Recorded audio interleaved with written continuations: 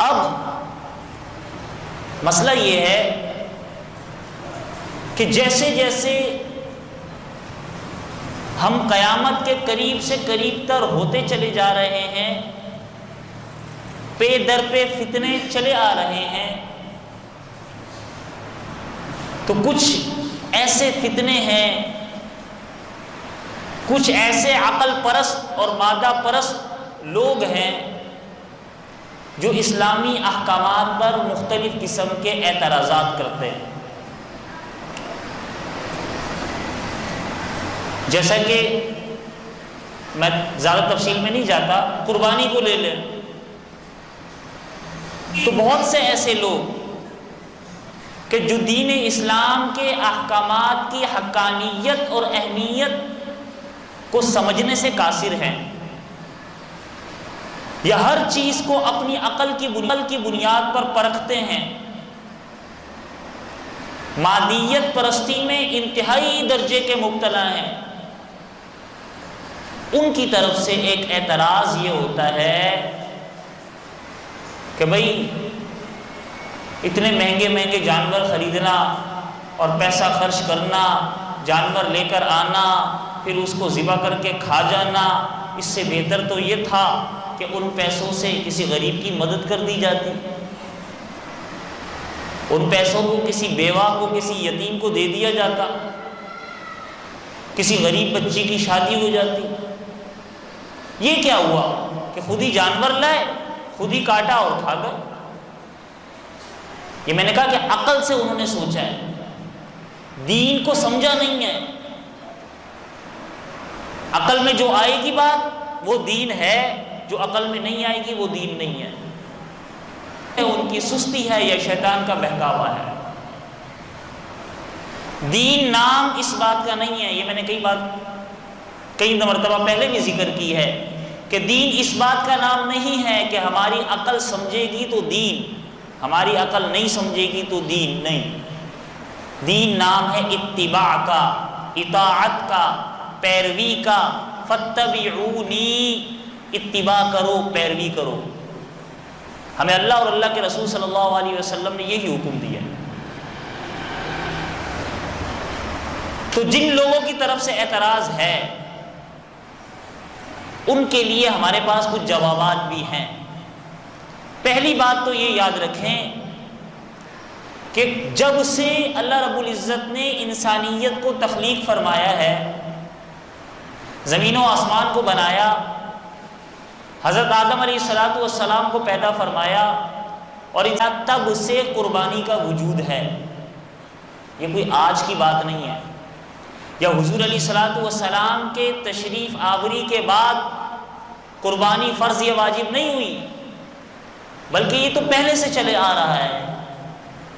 چھٹے بارے میں اللہ رب العزت نے حضرت آدم علیہ السلام کا قصہ اور واقعہ بیان فرمایا کہ وَاتْلُ عَلَيْهِمْ نَبَأَ ابْنَيْ آدَمَ بِالْحَقِّ اِذْ قَرَّبَا قُرْبَانًا، کہ آدم علیہ السلام کے دو بیٹے اِذْ قَرَّبَا قُرْبَانًا، وہ اللہ کا قرب حاصل کرنا چاہ رہے ہیں قربانی کر کے۔ وہ واقعہ تفصیلی ہے کہ دو بیٹے تھے، حابیل قابیل، انہوں نے اللہ کے سامنے اپنی قربانی پیش کی، اللہ نے ایک کی قربانی کو قبول کیا، ایک کی قربانی کو رد کیا۔ اس واقعے نے ہمیں بتایا کہ قربانی تو روز اول سے ہے، اور پھر پچھلی تو روز اول سے ہے، اور پھر پچھلی جتنی بھی شریعتیں گزری ہیں، جتنے بھی انبیاء کرام علیہ السلام گزرے ہیں، ان تمام کی شریعتوں میں، ان تمام کے مذاہب میں قربانی کے احکامات موجود تھے، قربانی کا دستور تھا، قربانی کا طریقہ تھا۔ لیکن تھوڑا سا فرق یہ تھا کہ ان کی قربانی اور ہماری قربانی، فرق یہ تھا کہ ان کی قربانی میں سختیاں تھیں۔ وہ اللہ کے راستے میں کوئی چیز قربان کرتے تو اس چیز کو استعمال نہیں کر سکتے تھے۔ جانور کی قربانی پیش کرنی ہے تو جا کر کسی پہاڑ پر، کسی ٹیلے پر جا کر اسے ذبح کر کے رکھ دیا، آسمان سے ایک آگ آتی اور اسے بھسم کر دیتی۔ اگر آگ آ گئی اور بھسم کر دیا تو سمجھ لو اللہ کے راستے میں وہ قربانی قبول۔ لیکن اگر اگر آپ جانور کھاتے، اس ذبح شدہ چیز کو جانور کھاتے، تو سمجھو کہ وہ اللہ کے راستے میں قبول نہیں۔ اللہ تعالیٰ نے ہم پر احسان فرمایا، ایک تو یہ احسان فرمایا کہ ہمیں استعمال کرنے کی اجازت دے دی کہ قربانی کرو اور کھا بھی سکتے ہو، استعمال بھی کر سکتے ہو۔ دوسرا احسان یہ فرمایا کہ ان کی قربانی سے سب لوگوں کو پتہ چلتا تھا کہ اس کی قربانی قبول ہو گئی ہے، اس کی نہیں ہوئی۔ جس کی نہیں ہوئی وہ شرمندہ ہوگا، ظاہر سی بات ہے۔ اللہ تعالیٰ نے ہم سے پردہ پوشی فرما دی ہے، ہمارے عیوبات پر پردہ رکھا ہوا ہے۔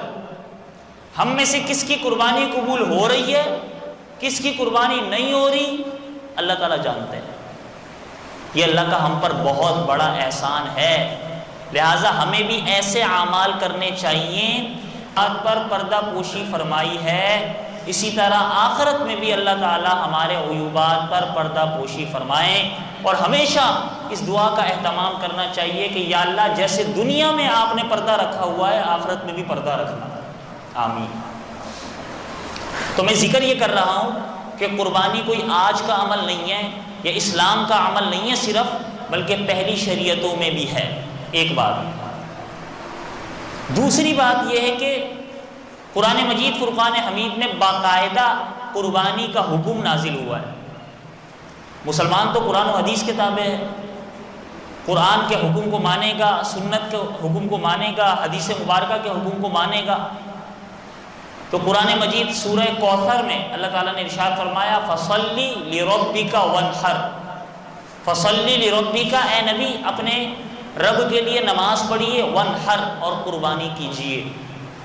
رب کے لیے نماز پڑھیے، وَانْحَرْ، اور قربانی کیجیے، نہر کیجیے۔ نہر کہتے ہیں اونٹ کو ذبح کرنا، اونٹ کو نہر کرنا۔